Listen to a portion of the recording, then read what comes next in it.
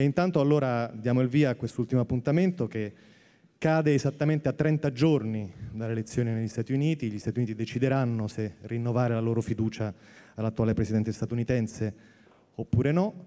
Sono qui con noi per discuterlo, per parlarne, per raccontarci i loro punti di vista, 3 testimoni d'eccezione, protagonisti dei mezzi di informazione statunitensi, che sono venuti fino a Ferrara, hanno partecipato anche a altri incontri e qui finalmente sono insieme per scambiare le loro opinioni. E quindi chiamo sul palco David Carr del New York Times, Filip Gurevich del New Yorker, Joanne Wipiewski di The Nation, conduce e modera l'incontro Marino Sinibaldi, direttore di Radio 3. A dopo.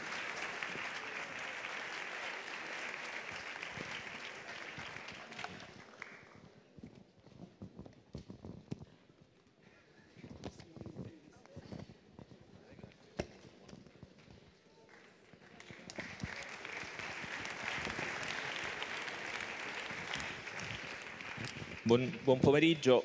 C'era questa occasione di chiudere questa edizione del Festival di Internazionale anticipando quello che sarà uno dei grandi tormentoni, possiamo dire, di questi 30 giorni, non solo nella stampa americana ma anche nei mezzi di comunicazione europei e italiani, cioè i 30 giorni che mancano alla data elettorale dell'elezione del Presidente degli Stati Uniti d'America, e i nostri 3 ospiti verranno sollecitati a farlo a partire, devo dirlo, da 3 punti di vista soggettivi, da punti di vista soggettivi non solo perché lo sono tutti in campo, diciamo così, politico-ideologico, quello che riguarda l'elezione di un presidente, ma anche perché le loro competenze sono diverse, non sempre, non strettamente politiche, non sono dei politologi, molti degli invitati qui al Festival Internazionale, il loro campo principale di attenzione e di attività è proprio quello dei mezzi di comunicazione, dei media. Per questo penso che anche questo incontro sarà l'occasione per continuare a approfondire un tema che c'è sempre, mi sembra, nelle edizioni del Festival che ho assistito, e che quest'anno è stato particolarmente forte, quello di capire qual è lo stato di salute presente e quali sono le prospettive di mezzi di comunicazione molto diversi, di media vecchi, nuovi o nuovissimi come quelli di cui si è parlato in tutti questi giorni negli incontri o trasversalmente agli incontri. Quindi io credo che noi parleremo delle elezioni americane, però nello stesso tempo useremo questo straordinaria possibilità di vedere come funzionano, come si intrecciano, come competono, come si completano, come si contraddicono mezzi vecchi, nuovi e nuovissimi di comunicazione, per così dire, nel fuoco di una controversia, come direbbe il poeta, che poi è quella che sembra decidere il destino non solo del paese americano. E quindi la prima domanda, in un ordine diciamo alfabetico, quindi cominciando dal nostro compatriota ormai Dave Carr, è quella di dire no, la sua presenza qua merita un applauso. La sua presenza è molto forte e percepita come particolarmente affettuosa. E capire cosa decide. Io ho ascoltato esattamente all'inizio di questo festival loro 3 insieme in un dibattito di una trasmissione radiofonica che si chiama Radio Tremondo, così si chiama e dovete ripeterla ad alta voce, nel quale venivano tutti loro 3 invitati a commentare il primo dei match televisivi Obama-Romney, tra l'altro commentarlo con la stessa competenza che potremmo averne noi da un certo punto di vista, perché mentre avveniva erano tutte e 3 in volo, nessuno di voi 3 aveva visto, vero? Nessuno l'aveva visto, no? Non credo che questi 3 giorni abbiate recuperato. No, avete fatto altro? No. Yes. Aveva detto che andava a Comacchio in questi 3 giorni, invece ha visto... No, I thought it was important I stay home and do my homework so I wouldn't disappoint you. So I did not I worked on bad Italian wireless to see the debate. I'm amazed you guys can do such a good job. Your trains go so fast, but your wireless goes so slow. Già stiamo in tema, perché la domanda dal primo giorno era No, se Philip capisce l'italiano può fare... Cosa decide? Tutte e tre avevate un po' ridimensionato l'importanza di quel dibattito televisivo. Allora vi dico, cosa secondo voi decide? Cioè, quali sono i mezzi, media o altro, con cui si forma un'opinione pubblica, quella americana, dove invece i treni non so come vanno, secondo me non tanto veloci, ma il wifi esiste, le tecnologie vengono usate tutte, come abbiamo visto un po' nei dibattiti di questi giorni, molto più ampiamente che qua. Come si forma un'opinione pubblica e anche una preferenza elettorale in questa epoca di abbondanza di mezzi di comunicazione? Scusate, io parlo lento perché lo vogliono Marina Astrologo, Beatrice Bellini e Giuliana Clementi, che sono le traduttrici, che possiamo salutare adesso, così poi non mi dite, che continuano a intimarmi, parla piano. The velocity of American media is breathtaking. Since the debate, we've had the report that the jobless rate has dipped below 8% for the first time in Obama's term. Very important data point. We found out that in September alone, the president raised $188 million. And most important of all, we have Jon Stewart and Bill O'Reilly debated, which is a huge tectonic event in American media. I think part of what's gone on is the sides have assembled behind people go into their own verticals of information. There's sort of Jon Stewart people, and there's Bill O'Reilly people, and there's not very many people left in the middle. In the US, the Village Common, where we all meet and discuss, is smaller and smaller and smaller. And people choose their own media almost as an act of voting. Philip. I wonder if hello? I don't know if this is on. I know you don't get a vote in our election, most of you, but I know that many of you think that somehow something's being elected for you too. So let me just ask, rather than the embarrassing question whether there are any Romney supporters here, if you had a vote, how many of you think that you would vote for Obama? Can I just see a show of hands? How many of you don't think you would vote for either of them? Okay, so it looks like we've got a very evenly divided room. Because you ask about how the media influence so let's have a Romney show of hands then, after all. Aha, you see? Yeah, so this is something that I've found here, is that you don't take our election seriously. You think you don't. You think it's completely asinine. You think that there's one choice or insanity. And that makes it very difficult for us to represent this coherently to you, because it means that you think our country is absurd, which may be based on some reality of close observation. But I would argue no more so than most. And it's also quite varied. And I say this because you ask what helps people make up their minds. Most people have had 4 years of Obama to help make up their minds what they think about Obama. They've had, whatever their lifespan is, at least 18 years if they're voting, to make up their minds to some degree whether they belong to one broad side of the divide or the other. And these elections end up being contested over really, really, really big issues are at stake, and really, really big directions for the country are at stake. But they're decided by a very small number of people in a very small number of states. In this case, basically a few thousand white people in a few swing states. White men. Women are already decided. So women are not important in this election in the sense that they're very important, but they're taken care of. They belong to Obama so far, and that's not changing. Latinos, Obama. Blacks, Obama, though there's a question about black turnout this time because many feel that it's not quite as exciting as it was last time, and also because probably the strongest resistance in Obama's base to his support for gay marriage is amongst black churches. So you have all kinds of complicated subdivisions within those support, but in the end you're fighting about a very, very small number of undecided people. And I think David's absolutely right. They're tuned into very narrow channels to make up their minds. And it's puzzling to those of us who aren't undecided to figure out what it would be, what more they could want. Is this working? Is it? Oh, yes. Okay, so I think, though, that people haven't had necessarily 4 years to decide whether they like Obama or not. I think Obama has not, on the surface, particularly succeeded. But I think that the disappointment with Obama is among, young people, among black people, among progressives, left, whatever, people who kind of saw him as really shaking up the table. I think the Republicans have encouraged people to be a little more excited than they were, only because Obama's been a disappointment to them, but the right has been so racist.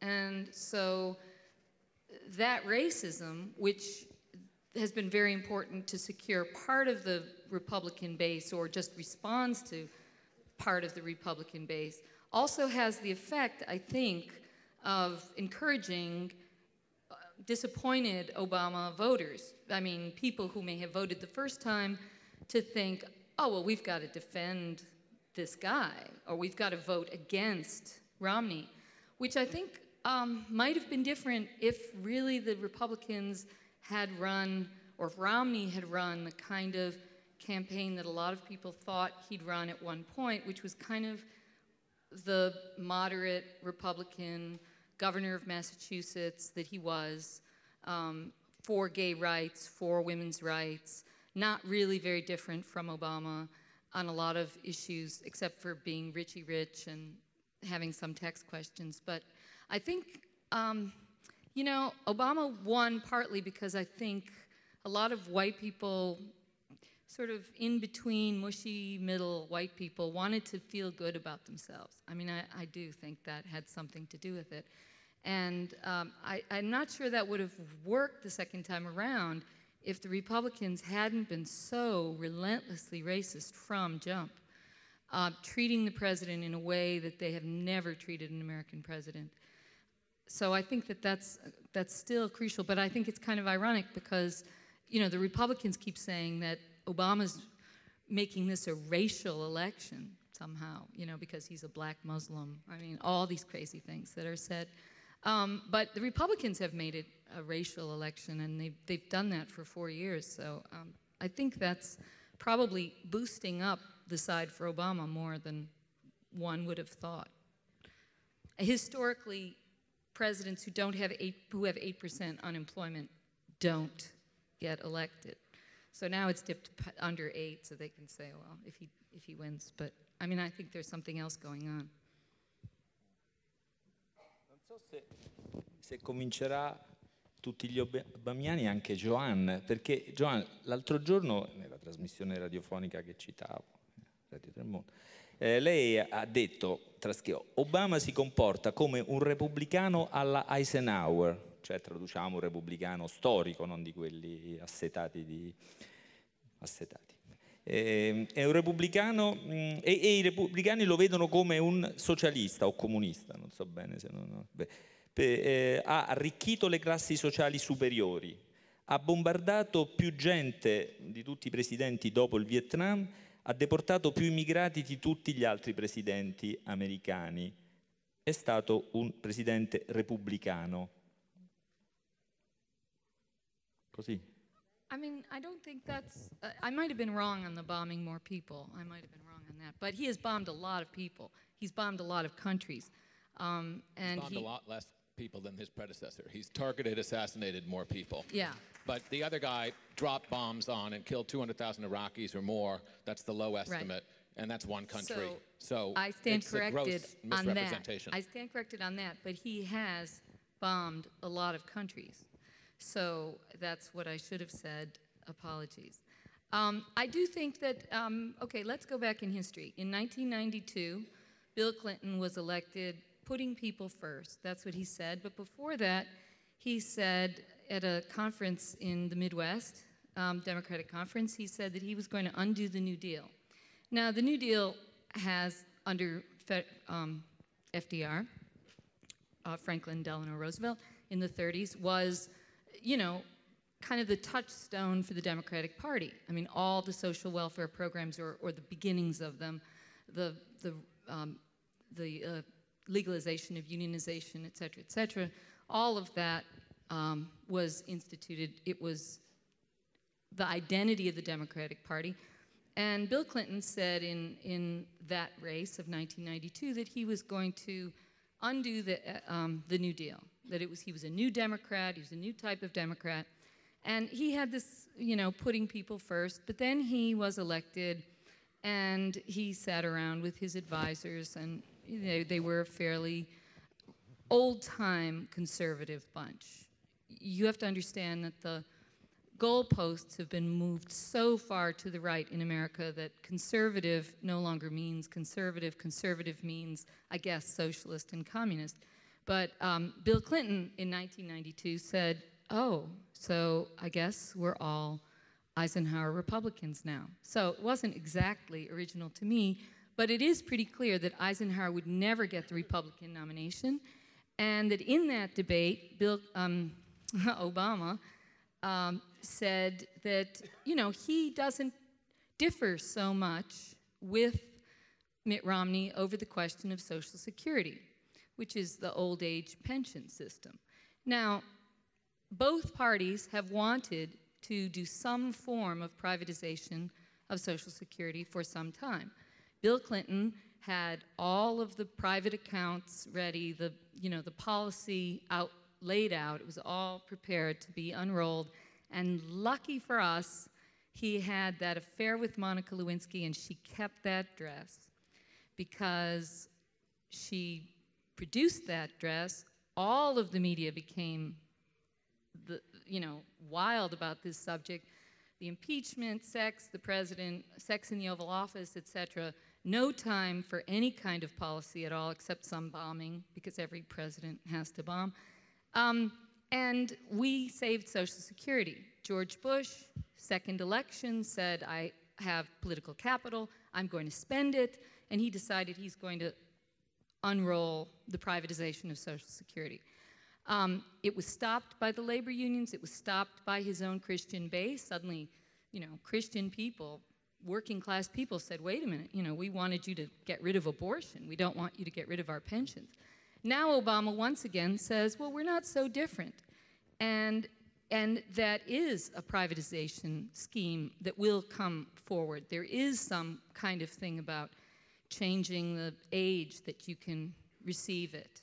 And, maybe it'll be raised to 70, or maybe it'll be raised to 67. Well, the average black man lives only to 65, so it means if they raise the age, quite a lot of black men will never get Social Security. In any case, there is a lot of agreement on some things between these two parties when it actually comes down to brass tacks. And so then the difference is made, I think, by what happens on the ground. I mean, we did stop the privatization of Social Security, and people will have to stop whatever bad things come down the pike in the future. Gurevich, ora replica. Apprezzate lo sforzo, visto che non c'è neanche uno di Romney, stiamo cercando di dividerci. No. I need to interrupt you. I cover politics through the prism of media.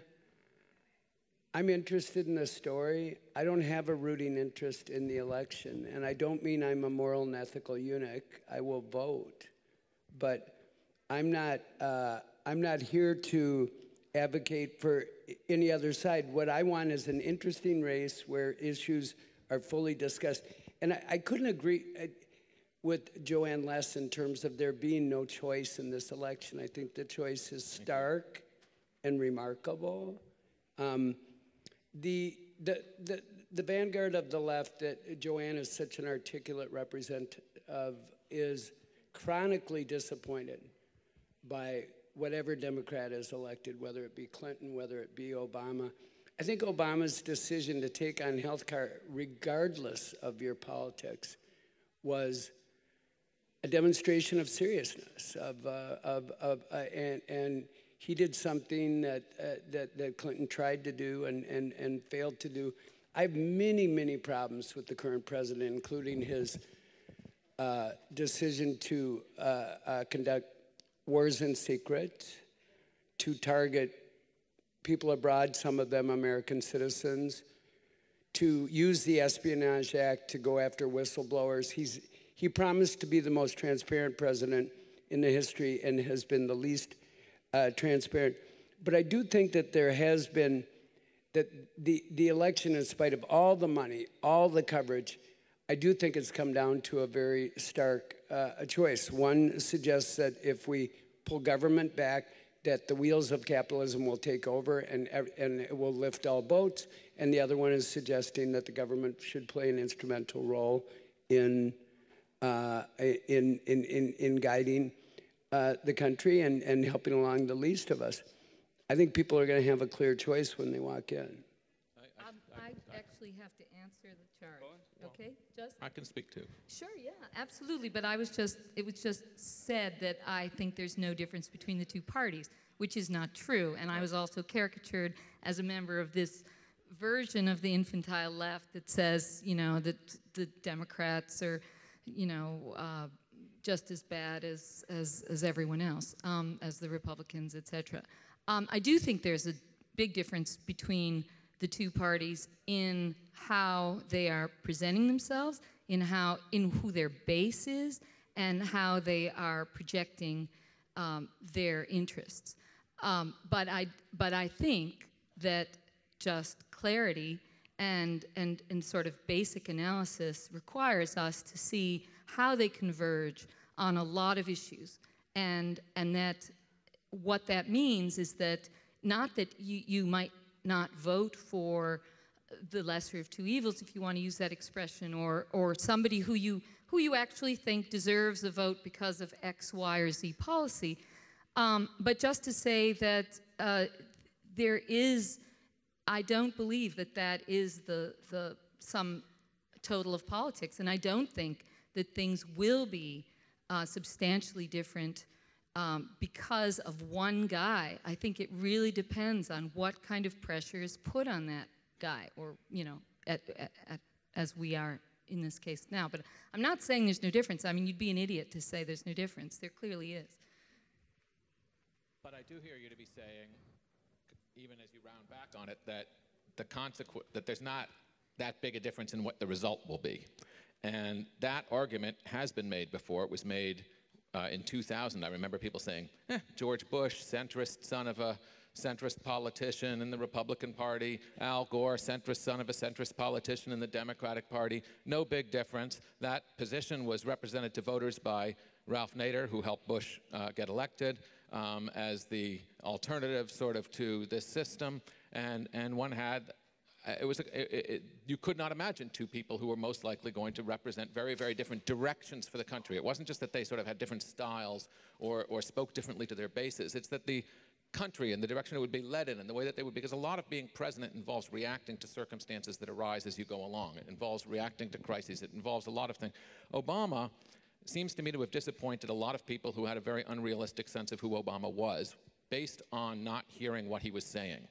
Obama represented himself very clearly as a person who always sought the center. He was not going to be the Hillary Clinton who took a fighting stand. He was the person who always sought conciliation. If he had a great illusion about himself, it was that through some kind of reasonableness and bipartisan centeredness and attractive sort of ability to make people see sense, he would be able to actually make bipartisan moves when, in fact, he found himself face-to-face with a complete stonewall from the Republican Congress.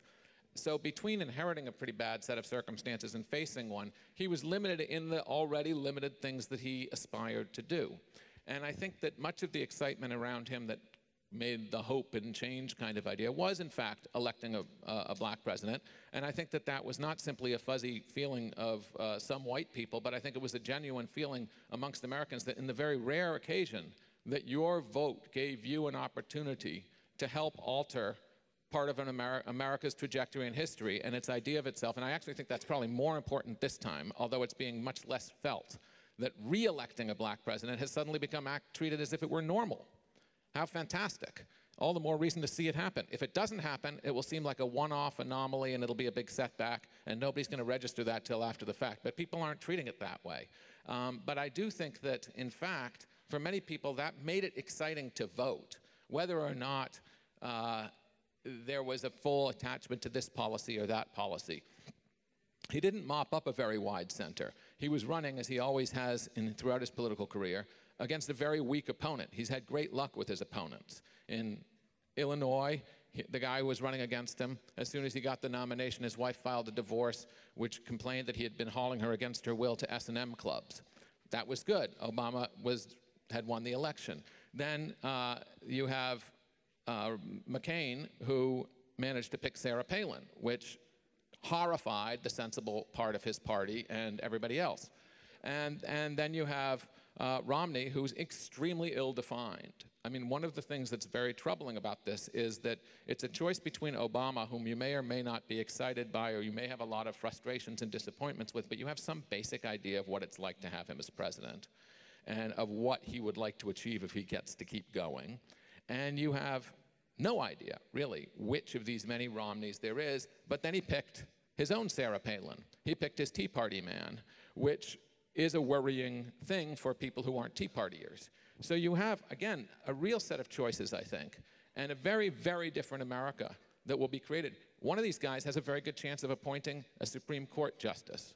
If it's Romney, we'll have an extremely conservative Supreme Court going forward, totally tipping the balance. That alone makes this an absolutely historic election. Just that possibility.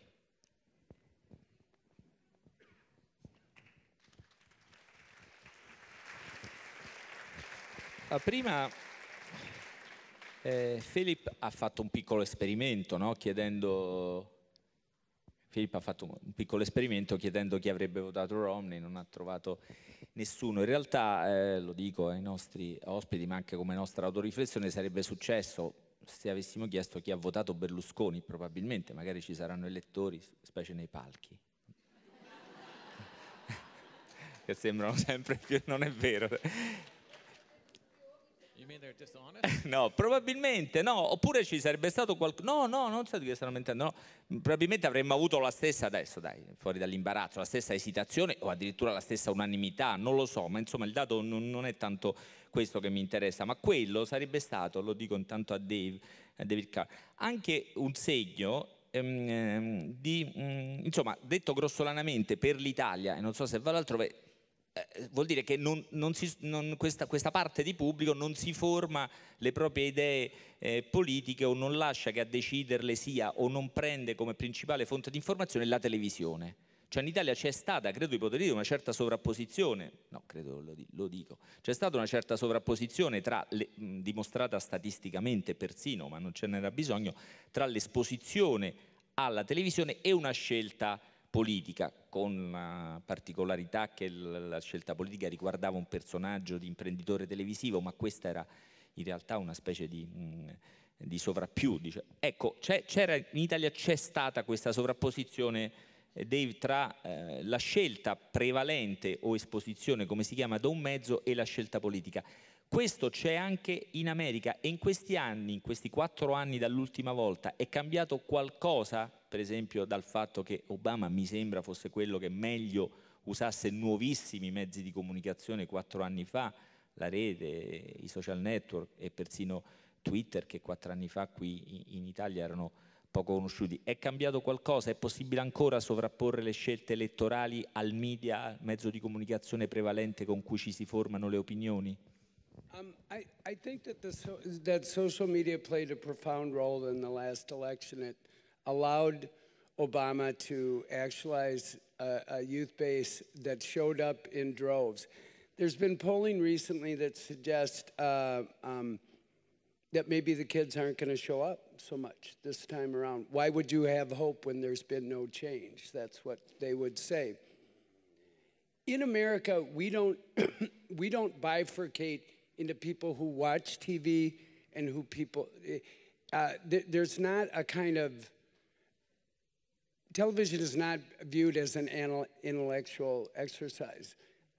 Television in our country has overtaken film as a place of serious drama, serious narrative, and the explosion of various forms of political content on television has made it a rich place. You know, you've got Stephen Colbert, you've got Jon Stewart, you've got Bill O'Reilly.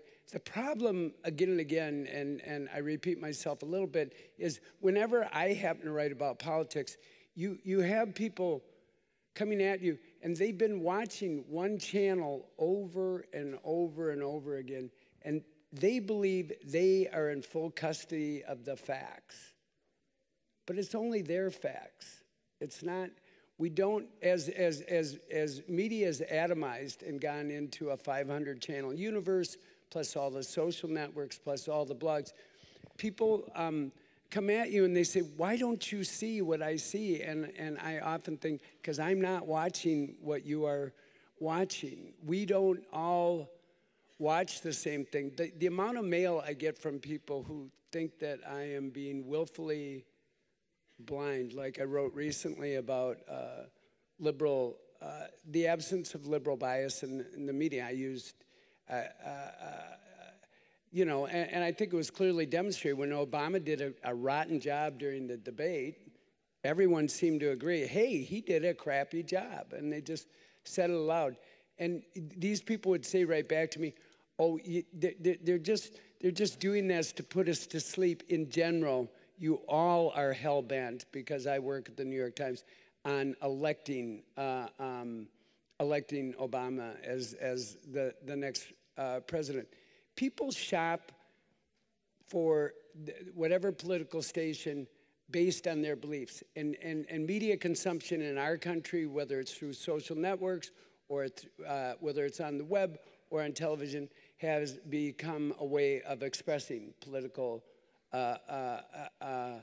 affiliation. The Tea Party movement was pretty much manufactured by Fox News. It was not a, it did eventually become a grassroots movement, but it was organized primarily around television personalities in our country. I mean, that's where it came from. And on the other side, MSNBC, which had been and also ran in the ratings, decided, well, partisan media is the way to go. Let's be a lot more sharp. Let's be a lot more edgy coming in from the left. And their ratings have gone way up. And CNN, who tries to occupy the middle, going down.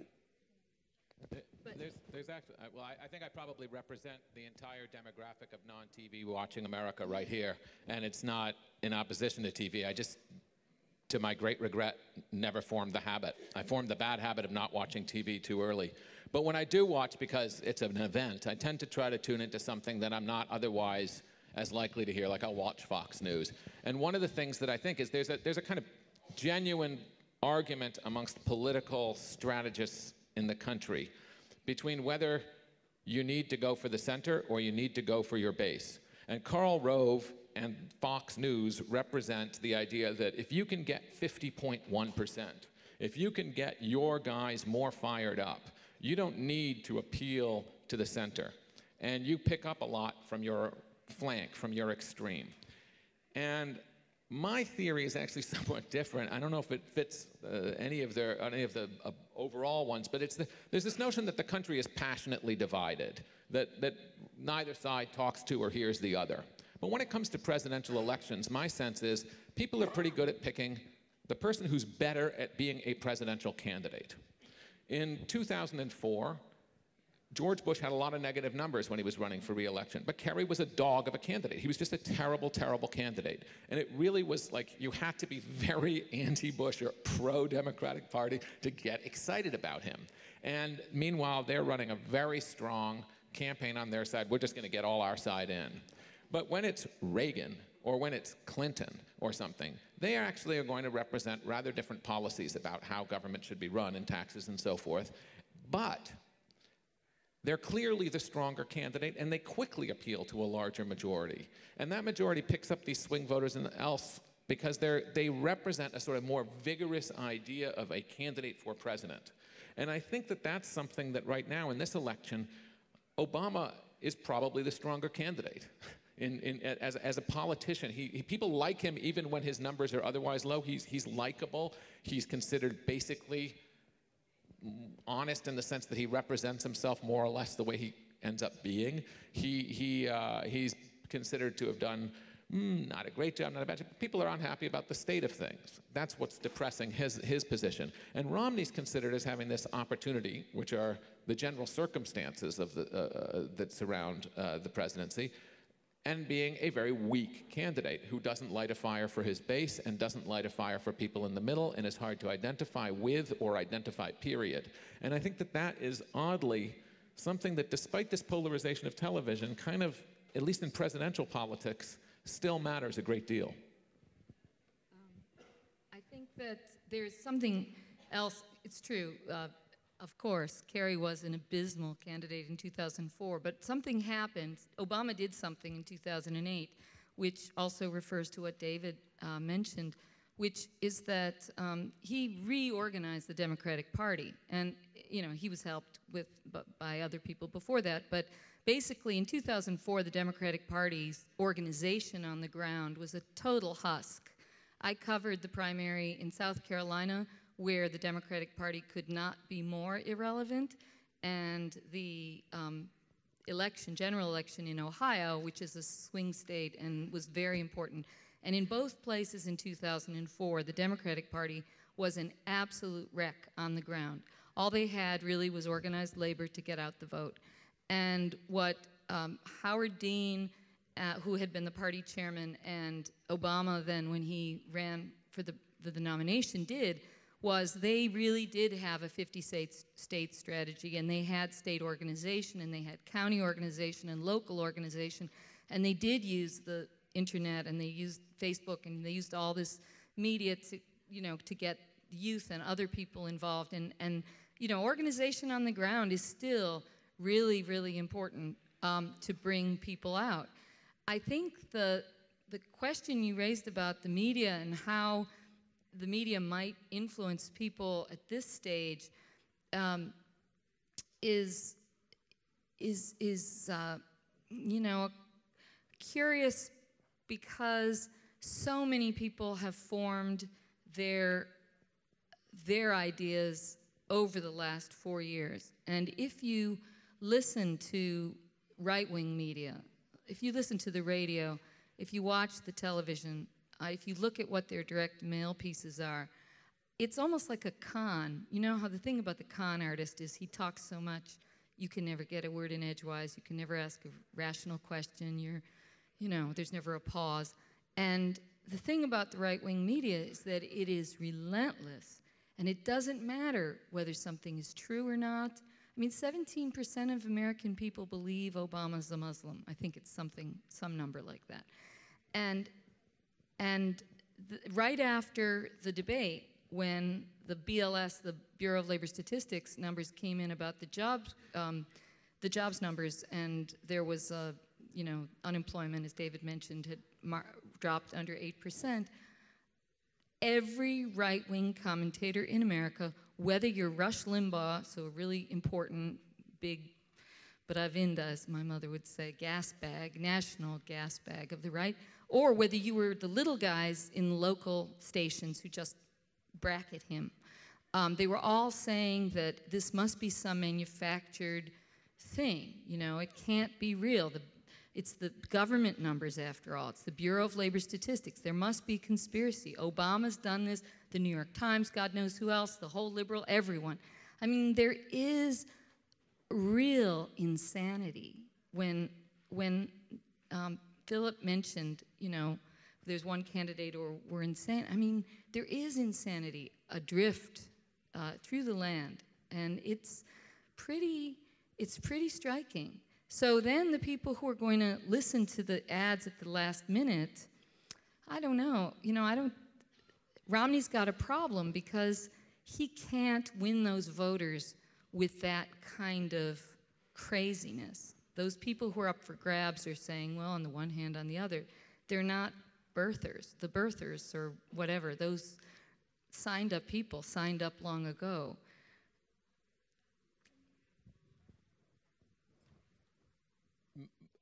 I'm curious about the ads. I don't know, David, if you cover ads as part of television or part of media, but I think in terms of how the media can influence people, they're these, I mean, it's money. Money buys advertising. Advertising gets you not in front of your news station, but it hits you when you're watching sports, it hits you when you're watching your entertainment shows, your soap operas, your comedy, and they flood, and they can be very, very targeted.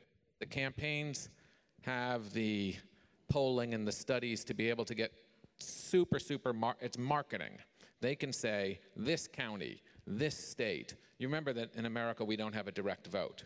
I live in New York. It's irrelevant if I vote. My state will go Democratic. And then the electoral votes go accordingly.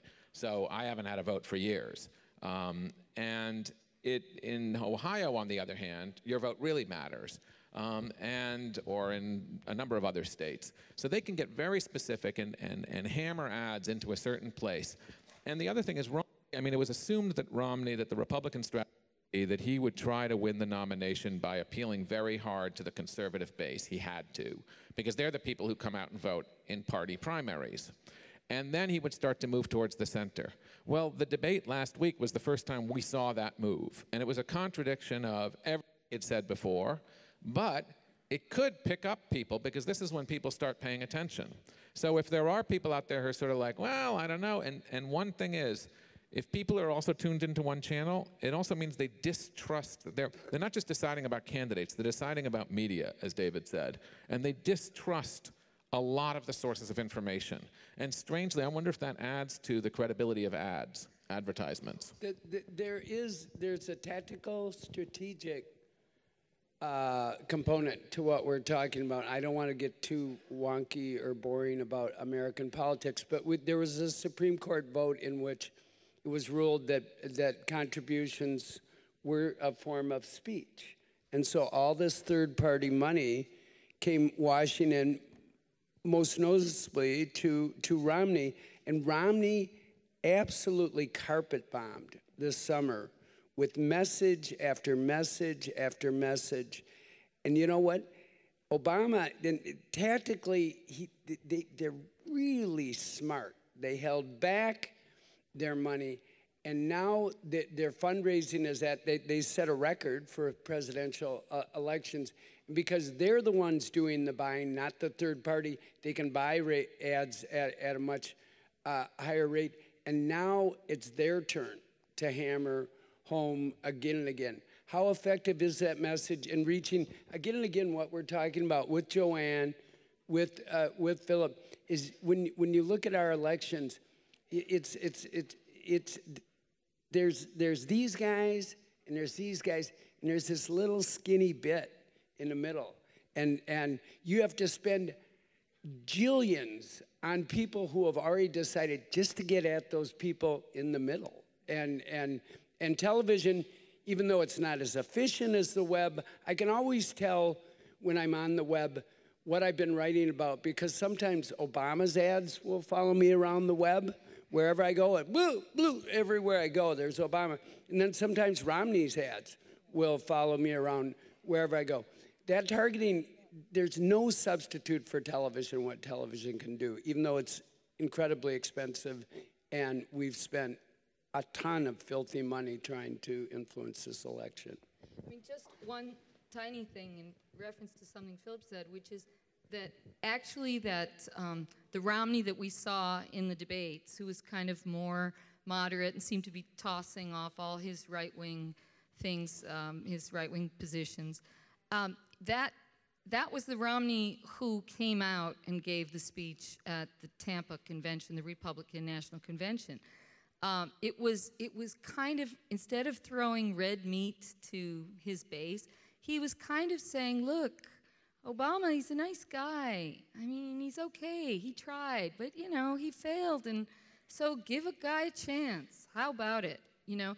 And, but then wrapped in that also was this tremendous nostalgia. And so that's really, I mean, that's his problem. He can try to be a nice guy. He can try to say, Obama's a nice guy, and he just failed. And you know, you're not better off, and give a businessman a chance. But then when it comes to actually arguing his positions, he can't do it because he's bound by this base. Now he can lie, it's true, like he did in the debate, but really the only thing he has to sell, which is what he was trying to sell in Tampa, was this kind of old notion of America that will come back simply because he is elected. You know, the jobs will flourish, the families will grow, education will be brilliant, research and development will fall from the sky. I mean, it will be like back on the moon. It was very sad and contentless, but it was really kind of all he had. So, I mean, I'm sort of interested in whether that can, I can't see that playing to that tiny little group. Because on record, the Republican Party says, for instance, no abortion under any circumstances, whether rape, incest, life of the mother. On record, they say that they're for getting rid of Medicare, for getting rid of Social Security as people know it. I mean, I just don't, I don't know whether that can, and also just giving over the government to business people and giving money back up to the top. So he seems to have a conundrum because of his party, and all he can do is sort of be nostalgic and try to be a nice guy. But you don't believe it, really.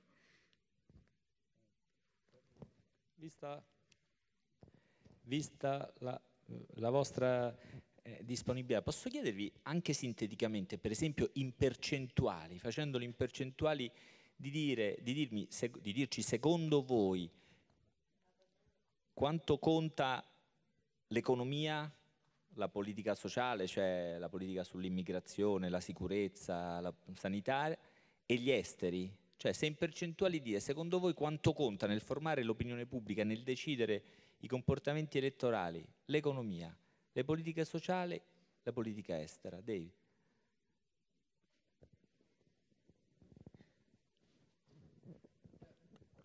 The three most important things in the current election, I think, are pretty easy to organize. The economy, and the economy.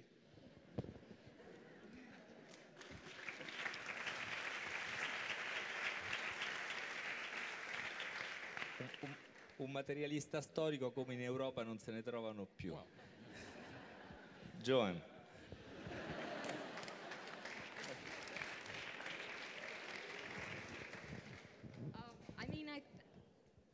But if it were just the economy, I agree, except that if it were just the economy, people would have to say that they're not necessarily better off now than they were 4 years ago. I mean, the mass of people.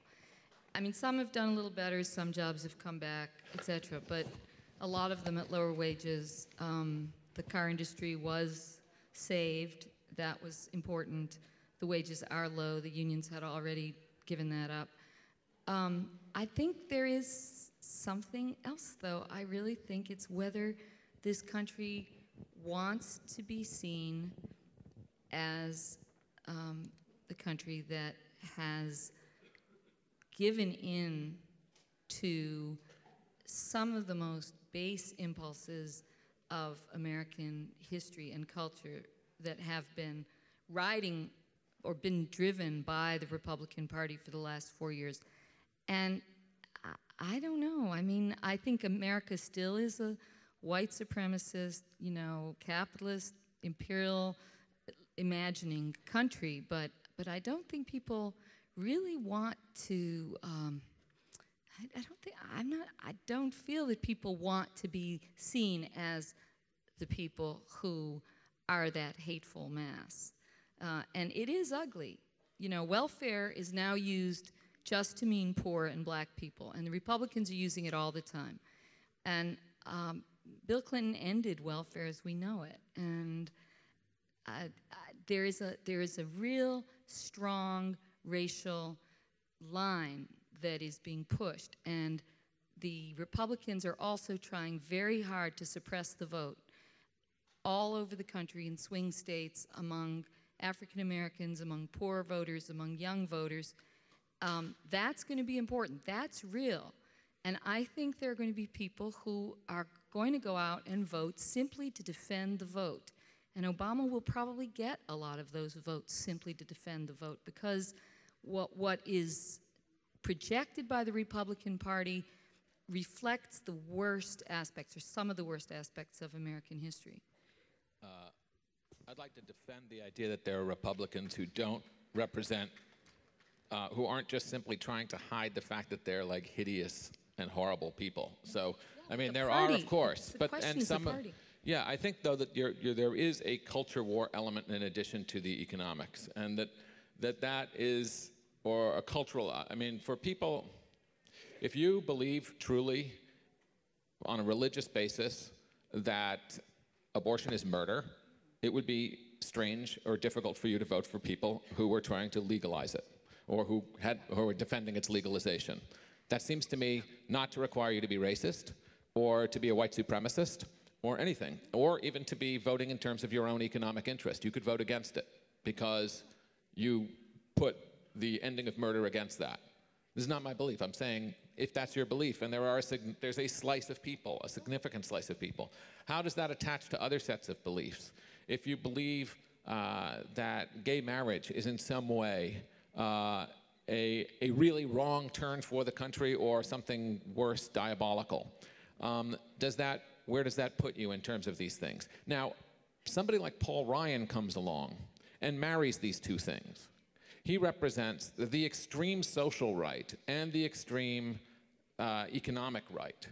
And that is, in a sense, what the Tea Party represents, which is also an anti-government right, above all. And that even also has a cultural element. It has an economic policy underlying it. It has a social policy underlying it. But above all, it's the sort of vision of government that this unelected guy, Grover Norquist, who's a sort of strategist for extreme right Republicans, once said, you know, our ambition is to reduce government to the size where you could drown it in a bathtub. That is, at its core, a Republican fantasy dream destination that is very different from even the ending welfare as we know it Democrat side. And I think that I agree with you that this election is sort of determined by the economy, and some difficult to measure sprinkle of this stuff all through. But don't you think that those people were going to vote for Romney already? I mean, if abortion is your issue, and you're absolutely right, you were going to vote for the Republican Party already. If gay rights was your issue, if you think that's an abomination, you were going to vote for Romney already. You're not in that narrow trough that has to be appealed to. Or you might not vote. Or you might not vote. And this is always the thing. So one of the problems within the Republican Party this year is that it has never been hot for Romney.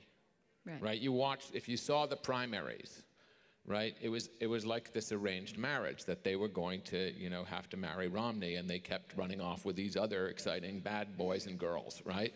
And each one wilder and less plausible than the last. I mean, I remember when everybody was like, Gingrich is surging. He had been dead for years as far as people thought politically. But each time they came back to Romney, but they never turned on to him. And that's what he's been trying to do, is connect with them. And now he's closing ranks with them because they realize it's crunch time. And like him or not, he's their weapon against Obama. And their job, their mission, as they've defined it since Obama was elected, was one-term president. We must make him a one-term president. If that's what excites you, Romney's your man. And you've got to start getting excited about him. Just one tiny, tiny thing, and that is that at the Republican convention in Tampa, it was quite interesting, to be having drinks late at night, one after the other, with very conservative Christian, anti-abortion people who were looking around at the Republican consultants and lobbyists and, puppet masters and saying, who are these people? Just horrified by the Republican Party.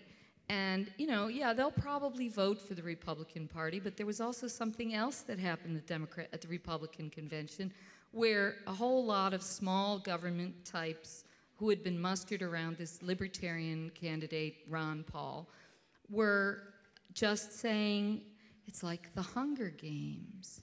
Now, I don't know if you know the Hunger Games, but, you know, it's this dystopian film where there's the capital where all the decadent rich people are, and then there's the provinces where people are basically work to serve the capital, and then their children fight to the death every year. And more than one Republican said to me, it's like the Hunger Games. So, you know, even some of the anti-government, small government people are so turned off by the machinery of the Republican Party that, you know, they may not turn up. I mean, a lot of those Ron Paul people may not turn up to vote for Romney. They may vote for the Libertarian candidate. So there may be some depression on the Republican side as well.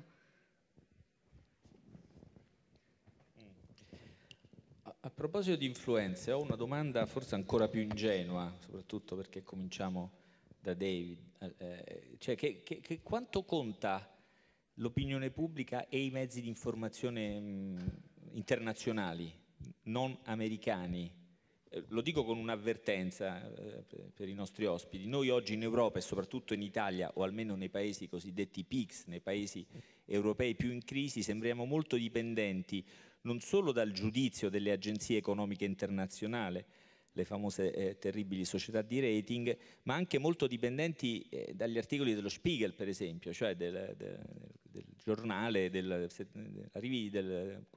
settimanale ritenuto espressione di un paese molto decisivo nella nostra storia. Cioè diamo molta importanza, come mai in passato, al giudizio di altri paesi mediato attraverso i loro organi di informazione. Esiste qualcosa del genere in America, specie ora che potete leggere anche il Guardian, come abbiamo saputo ieri sera online, o ve ne fregate assolutamente?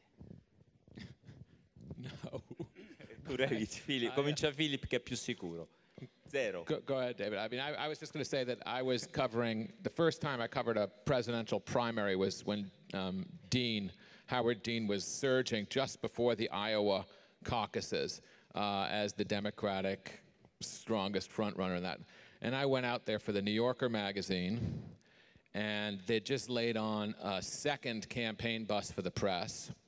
And I was in the back. As soon as I got my assigned seat, I discovered that I was with the French and the Italian and the German press, and I was like, I should just go home and watch this on television. This is like completely pointless.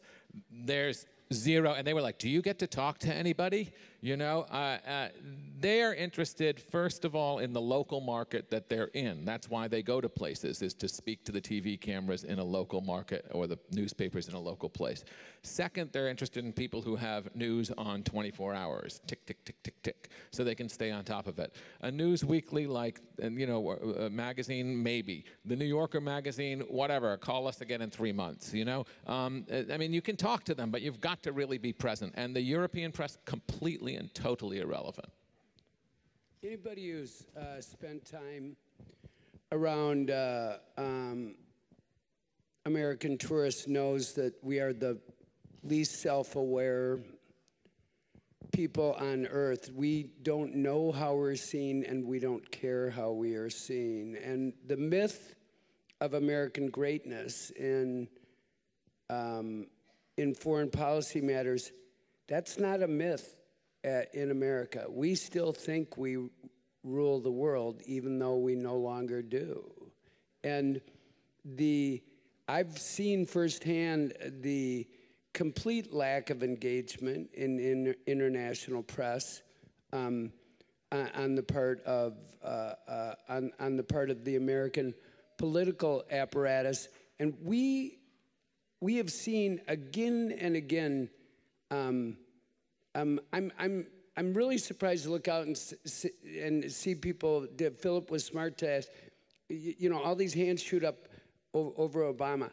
Are you not concerned about the amount of adventurism that he is engaged in all over the world in terms of an attempt to project American military might, serve as the world's policeman? We may not care what you guys think, but you don't seem to care what we do either. I mean, it isn't. Forgive me, but Obama's. He's obviously, and Philip and Joanne can talk about that, he's making his way in a complicated world. But it is an assumption that is somehow not only America's job, but it's right to control the affairs in the rest of the world. And in that sense, I have to move in next to Joanne and say he's no different in that respect from what came before it. Think of, I'm getting a little off topic here, but think of the Predator drones right now, and what was a dozen. The New Yorker's done a really great job of covering this. Discrete, unmanned aircraft making hits against hard military targets to the point where now they're everywhere. They're in Western Africa. They're in Sub-Saharan Africa, they're in Afghanistan, they may or may not be in Central America. And you have people in America on joysticks operating lethal weaponry abroad. I'm surprised the world isn't taking a stronger interest in sort of what we're doing. I mean, American financial policy, what we did with the, we got a cold, you guys got pneumonia. You know what I mean? We may not have understood that the world is becoming more and more global, but I think the rest of the world understands that very well. I don't know if I answered your question, but. Well, I'll just pick up on that a bit. 4 years ago, if you were following Obama around, especially to some of the most depressed communities in the country, it was really amazing to me that the biggest applause he consistently got was when he said he was going to end torture, he was going to reinstitute international law, he was going to reinstitute, freedom of, basically against the Patriot Act, freedom of speech and of your own person. These got thunderous applause. This got thunderous applause in these small communities and in these poor communities. And I was really struck by this because this was something that was not going to affect them at all, really. I mean, he was saying all that about jobs and healthcare and this and that, what he was going to do for their small town, which was suffering. And I think they didn't really believe it, but I think they were really embarrassed by George W. Bush. And I think they were really embarrassed by this monstrosity that the American military and the American, hegemon had sort of really, I mean, it's been a monstrosity for a long time, but he was kind of without the mask. And then, he signed that he was going to close Guantanamo, and he hasn't been able to. Now, again, there's complicated reasons for that, but the espionage continues. It's now an act of it's passed by law that the government can spy on you. The bombings continue. I think it mattered a lot. I think 9/11 was a shock to people, that people around the world hated the United States, loved the United States for a while, and then hated the United States. And I think that Obama got a lot of goodwill because he was going to turn that over. But he's also been so dedicated to being this military guy. And part of that is the fundamental corruption of just the American political culture. And so when I said that, the parties, while different, have certain lines, certain agenda items that they agree on. I mean, what they do agree on is that, you can bomb people. There was a great journalist who is now dead, who used to work for the magazine I work for now, or I write for now, The Nation. His name was Andrew Kopkind, and he was a great political reporter, and he wrote an editorial once back in 1988, I think, but it went, there's an election in America, head for the bomb shelters.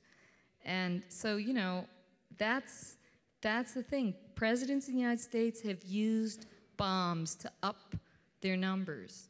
They've used bombs to, get the populace behind them.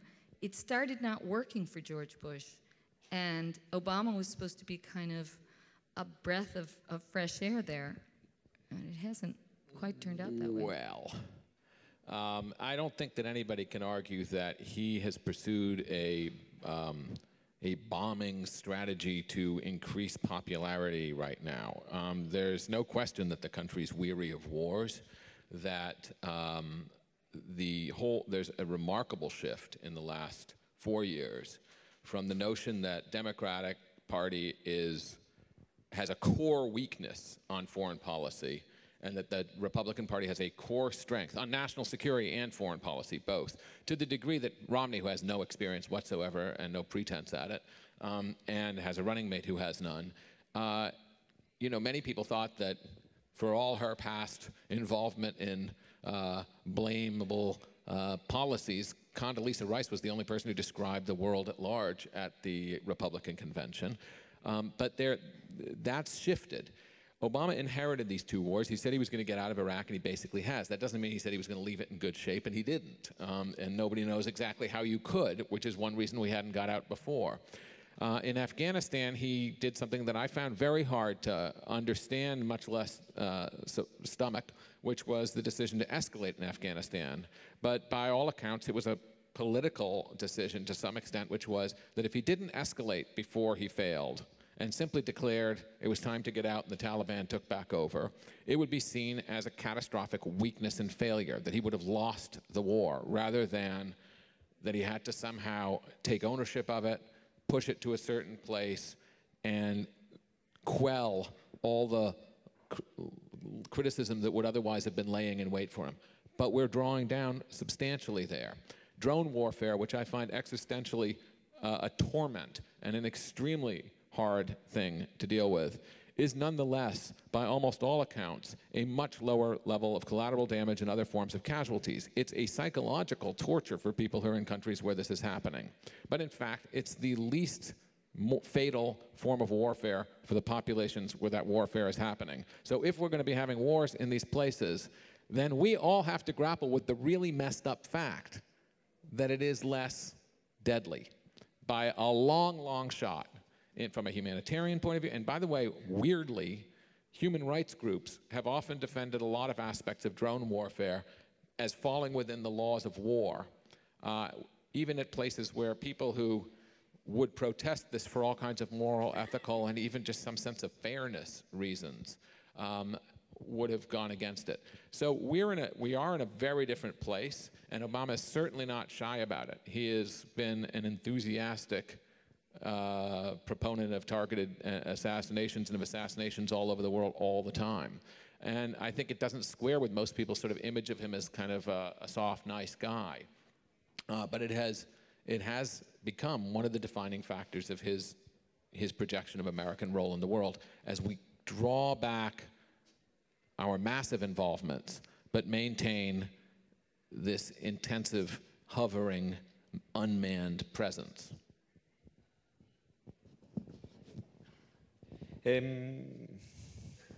Ci abbiamo alla fine, insomma, abbiamo un quarto d'ora, poi alle 6 finiremo in punto per questioni anche organizzative. Però volevo chiedervi, sempre rimettendo al centro questo rapporto un po' tra immagine, mezzi di comunicazione, media, immagini mediatiche e realtà, quanto contano fenomeni che sono accaduti in questi 4 anni, sono stati particolarmente in questi 4 anni della presidenza di Obama, hanno avuto molto spazio sui media, come il Tea Party e Occupy Wall Street, su piani diversi, quanto hanno contato e possono contare ancora in questi giorni? Capito? Ripeto? Lo ripeto per Giovanni. Chiedevo quanto contano quanto possono contare anche da questo punto di vista movimenti come Tea Party e Occupy Wall Street. I think it's important not to place false equivalence between these two movements, because Occupy Wall Street was fundamentally a protest against income inequality that was expressed in the streets of America in epic, vivid protests where people at risk of bodily harm showed up time and time again to speak with one voice on the fact that the 1% were getting over on the 99%. They did not choose to engage in the political process. The Tea Party is fundamentally a political organization that immediately began organizing around within the Republican Party and exerted a magnetic pull on the center of that party and pulled them quite a bit to the right, to the point where the vice president is really an avatar of every value that they have. Occupy Wall Street was a social movement, a physical movement, a socially enabled movement, but most of all, it was a media phenomenon where we in the mainstream media ignored them, and then it blew up huge. And then we said, this is a huge thing. This is going to change everything. And then it went away.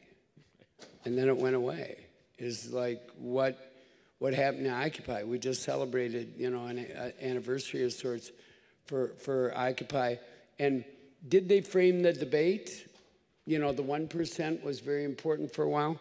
But now we're talking a lot more about the 47%. I mean, they left some footprint in the current election, but they seem to be a ghost in the current election, while the Tea Party is very much felt every single day. Yeah, but the Tea Party was sort of diffused by the selection of Paul Ryan. Not to say that it's not going to stay around and going to be a problem for the Republican Party. And, you know, you can't imagine a cleavage in the Republican Party, which, you know, there is no such thing in the Democratic Party. But I traveled from city to city to city to various Occupies. And I think one of the things that we have to recognize is that the left has not done a very good job for a very long time of passing down really very much in the form of organization to the younger generation. Now, there are lots of leftists in America, and there are lots of organizations, and most of them are in 501c3, you know, nonprofit organizations, NGOs, and a lot of community organizations and that kind of thing, but no real force. And I think what Occupy was more than anything else was a way for people who were unbelievably young, 18, 19, 20, 21, to, for the first time, have any kind of common engagement at all. These were people who, you know, either were too young to be involved in the anti-war movement, or who were, you know, right after Bush started the wars, or were too busy in college hoping to get their degree, to get some kind of job. I mean, the youth of America was really pretty quiet, and then all of a sudden there was Occupy. But, I mean, there are a lot of people on the left who've trashed it, saying, you know, it didn't organize anything, it didn't advance anything, yes, it had this talking point, the 99% versus the 1%. But I think we have to understand just how alienated political culture has been in America, and how remote from any kind of popular politics young people particularly have been, and how just quiescent the left has been. So I was pretty charged up about the fact that city after city after city this had popped off. Now, it was attacked by the police, and it was attacked by winter. So, and it was attacked by just the sheer fact that how many people can stay in a park for endless days, and it starts becoming a very elite kind of odd thing, or a homeless thing. But in any event, there are people who are very involved in that now who are starting to think, okay, what is our generation's new draft card? And so there are a lot of people who are saying, well, okay, it's debt, it's student debt. But it's not just student debt, it's not just our issue, well, their issue, but it's also their family's issue, and it's their city and state's issue, and it's the country's issue, and it's the world's issue, and it's about the IMF, and about the European Bank, and about the World Bank, and about the rating agencies and all of that. Now, will they do that? Will they pull off in some way, organized to actually pop off something that would be really potent, not just in our country, but elsewhere? You know, I don't know, but I was pretty heartened this summer to talk to a bunch of people who are trying to think about, okay, how do we connect our real grievances with something much bigger? So I don't know, I want to be optimistic and hope that we haven't heard the last of the young rebels. My sense is one of the reasons that the press, when it did catch on to Occupy Wall Street, which David's absolutely right, was ignored at first. And it was actually one of the things that helped Occupy Wall Street build some steam, was saying, look at us, here we are. And what we're saying is we're not heard, and look at how unheard we are. We're invisible in the press. And then the press caught on, and it became almost a question of defining it. And part of what was intriguing, fascinating about Occupy Wall Street was that it lacked definition, that it refused to have leaders, it refused to engage with political processes, and yet it attracted, and yet it mobilized, and yet it seemed to radiate some kind of a message, and it drew from all over. I think one of the problems is, when you start talking about the IMF and the this and the that, I mean, this gets into pretty technical economics. And to explain that at a level that you could get it through sophisticated media like the New York Times, never mind soundbite media like even pretty good television reporting, is very hard. And the world we live in is very complex. And the policy debates are, in fact, very complex. The actual differences between the party, no, they may not have to do with whether we should reform Social Security, but like really fine-grained sounding stuff that gets pretty technical pretty quickly. And so when you ask about how the press deals with these different things, one of the great frustrations is how to cover the presidential election in a way that addresses issues, when the campaigns themselves want to either address them in a caricaturish generality or to avoid them for all kinds of good reasons. And where they don't want to be honest about them too much anyway, because they want to get a big, broad message across. And they're going to avoid huge issues that have no advantage for either of them. It's almost as if there was a consensus. There isn't. It's just clear that we better not touch this. And that's where, I mean, to put a word in for the kind of thing that I do, but also why it's frustrating is, you know, it takes a lot of long-term journalistic digging in to catch up with stories. Something like Occupy Wall Street happens. It seems to come out of the blue to the mainstream press. It takes the mainstream press a while to catch up with it. As it catches up with it, it has to figure out what it is. By the time it figures out it's big, it's gone, as David said. I think he's absolutely right. It was weird. And nobody's done the big piece about where'd it go. But we do wonder, how do you get things across in any kind of level of sophistication? Because we're all aware of how the simplification and the polarization and the one-channelization of American political debate and international political debate takes place. And then people have their slower reads and their magazines and the places that they go to talks and their churches and their civic institutions and their universities and what have you. But again, the depth is very difficult, and when you start talking about organizing mass social change around economic policy, I'm skeptical. I'm skeptical that you'll ever be able to get people excited in the way that you do with a much broader message like unions, like the draft, like pro-war, anti-war, pro-this, anti-that. It's very hard. Right, but you think about the Vietnam protests at the beginning in the 1960s. You know, people were just angry that they had to go to fight, that they were going to be cannon fodder in this war. You know, most people who were against the war at the beginning, well, first of all, there weren't very many people who were against the war, and those who were mostly out of self-interest. And it took a long time, and certainly not everyone goes through that chain of political development and argumentation. But certainly the anti-war movement that began in the 1960s was very different from what it ended up being and what all its spin-offs. So, you know, you had a much more profound question about American imperialism. You had a much more profound questioning about colonialism. You had a much more profound questioning about human interactions, about sexual relations, about gender relations. I mean, you can say that that all became fragmented, but it is a way of challenging a lot of received opinion in the society. And, you know, imperialism wasn't all that simple either. It's true, economics is harder. But I'm not sure, I mean, I think the Occupy people were very smart not to make demands. In New York, let's say, you know, politics is toxic, and as soon as you try to make demands, somebody's going to have an amendment, another amendment, and before you know it, half the room is gone. And so I think they were smart to sort of just talk about their grievances, and their grievances were pretty profound.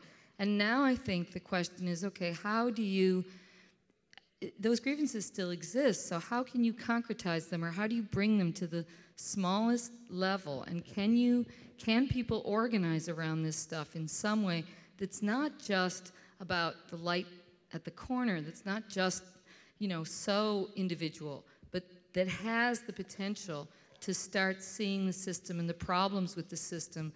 And I mean, we've got a problem that we don't have a lot of left economists, and we don't have a lively left culture. But you know, if you read the early writings on the Depression, Louis Adamek was a wonderful writer, reporter in the 1930s, and he was going around and he said, nothing's going to happen here, the workers will never rise up, everyone's broken, everyone's depressed. And, you know, things happen. So there might be some surprises still. Va bene, allora, aspettando la sorpresa, e prima di salutarvi abbiamo 5 minuti, però brevemente vorrei sapere da ognuno di voi come personalmente seguirete, a parte Joan, il cui riferimento ai drink della Convention Repubblicana era chiaramente di prima mano, come seguirete la campagna elettorale questi 30 giorni, se ve ne occuperete e se ne scriverete, e vi devo pregare di rispondere sinteticamente. I'll be following first and foremost on Twitter. I feel like that the primary media platform of the current election has been Twitter, that I find out first, not always best, because it's like today you're hearing America's version of the election. It's 3 journalists from New York. It's not a wide sample of what America is about. Twitter is rarefied as well, but its velocity and density of information has been breathtaking, and I think it's changed the way that political reporting is happening. So that's where I'll be. Well, I've been traveling the country for the past couple of years for a book on sort of the decline of everything. And at the moment, I have a 1963 Valiant parked in El Paso, Texas, and I'll be going back there pretty soon, and so I will probably be in some of these swing states, you know, New Mexico, Colorado, during the election. So, you know, it's always kind of interesting to see what happens in those places. I have a fairly fuzzy plan. I'll be following it on Twitter also, mostly. I'll look at the newspapers, and when there's a debate, I'll turn on the TV, and I'll watch these polls like they're going to make any difference to watch them or not watch them. I could turn all of this off, and the results will not be affected one whit, whether I watch any of it or not. But it's kind of hard not to, and it's very distracting and absorbing, and then it happens. And so basically, Twitter, and on election night, TV and Twitter. Why Twitter? Many of the same reasons David gives. But I also find that it's the most efficient way of not getting into a single channel. It's true that it's rarefied, but you can get a lot of different sources that are linking to other things, that are bringing in other things, that are retweeting other things, and you can pull it in from a lot more places, including across the partisan spectrum and across regional spectrums, than you would if you were just flipping around from your usual run of newspapers or mainstream press, which of course I'll probably do a bit of too. One thing I just want to say before I go, and I'm going to just take the privilege of speaking on behalf of my fellow panelists. We came here, we didn't know what we were coming to. We didn't really even know where Ferrara was. We knew the magazine. I think what you guys have going, the fact that 900 of you would show up to listen to people talk about American politics in this glorious place, people of all ages. This festival is stunning, and we have been so taken by your generosity and your willingness to listen to us go on and on and on. And so we thank you so much for allowing us to come. Totally. Second that emotion. Sì. And thank you also to all the people who've been translating. My God, I mean, just wonderful. Thank you for all that, and the people in the staff, and the people who've been, you know, answering questions, and really, really just a marvelous team. Me too. È costretto ad aggiungere. What they said. I agree with everybody. Allora, siamo noi che ringraziamo, tramite loro tutti invece i giornalisti e gli scrittori che sono arrivati qua, sapendo che sono rimasti tutti molto colpiti e contenti da questo pezzo d'Italia, anche questo è un pezzo d'Italia. Allora, per ringraziarli tutti, ringraziamo quelli che sono qui, David Carr, grazie, e grazie a Filip Gurevich, grazie a Joan Lipiński. Ora arrivano il sindaco, buongiorno. Internazionale, forse anche Chiara Nielsen, non lo so, che presenteranno, credo, chiuderanno e prenderanno degli impegni per quest'altro anno. Io l'unico che gli chiedo è di togliere st'orrenda poltrona rossa che mi sono vergognato. Grazie Marino Sinibaldi, che è stato prezioso, preziosissimo anche quest'anno.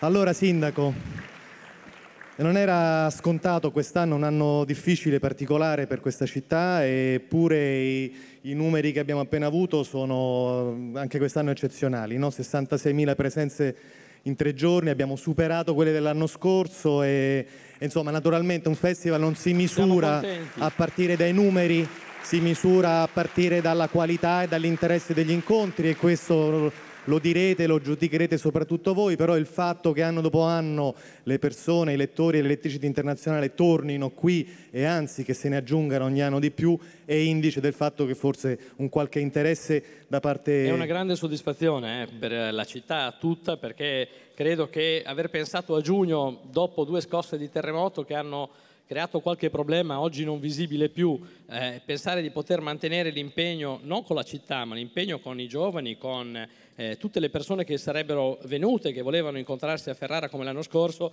era una sfida non semplice. Ci fa davvero tanto piacere avere mantenuto l'impegno per quest'anno. In città aleggia un interrogativo. La Spalva in Serie C.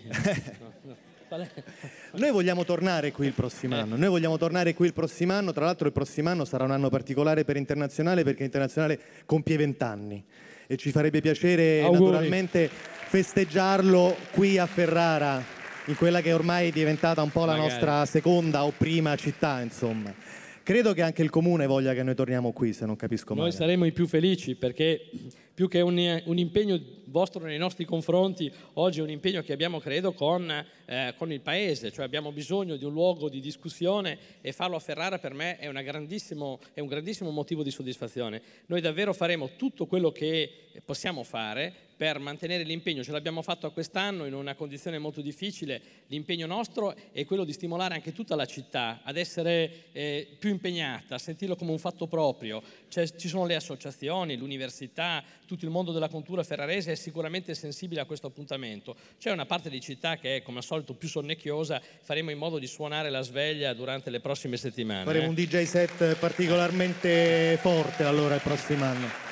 Allora io vorrei, se siete d'accordo, chiamare sul palco tutte le persone che in questi 3 giorni hanno reso possibile il festival e anche poi nel corso dell'anno.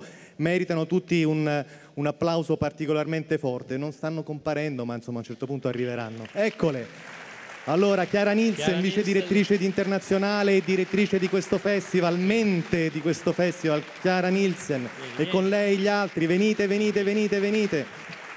Annalisa Camilli della redazione di Internazionale, Pietro Pinna dell'Arci di Ferrara, Paolo Vettorello dell'Arci di Ferrara, Alice Bolognesi dell'Arci di Ferrara, Paolo Marcolin, presidente dell'Arci di Ferrara. È grazie a loro che questo festival funziona a meraviglia ogni anno. Andrea Vincenzi dell'Arci di Ferrara, il nostro ufficio stampa meraviglioso, Elena Giacchino, Monica Paolucci, Elisabetta Bello e poi il vice sindaco Massimo Maisto con delega alla cultura, uno dei nostri primi fan, Maria Teresa Pinna del comune di Ferrara. Grazie, grazie a tutti voi, grazie a loro, meritano il nostro applauso. Grazie a Giovanni De Mauro e a tutto lo staff di Internazionale. Quindi arrivederci al prossimo anno. Le traduttrici, le interpreti, Marina Astrologo, dove sono? Marina, Marina! Senza di te non potremmo farlo questo festival. Dov'è Marina Astrologo? Marina! Sono loro le voci che sentite nelle cuffie che rendono comprensibile questo festival, che sennò per molti di noi sarebbe... Dove sei? Va bene, insomma, Marina Astrologo. Eccola Marina! È la capa delle nostre interpreti. Distrutta dopo 3 giorni. Noi andiamo in giro in bicicletta, mangiamo, eccetera, ma lei è lì dietro in cabina. Eccola. Grazie Marina. Va bene, allora grazie, arrivederci al prossimo anno molto probabilmente. Dico bene, così, va bene, grazie, arrivederci. Speriamo vi siete divertiti. Grazie. Arrivederci. Grazie a tutti.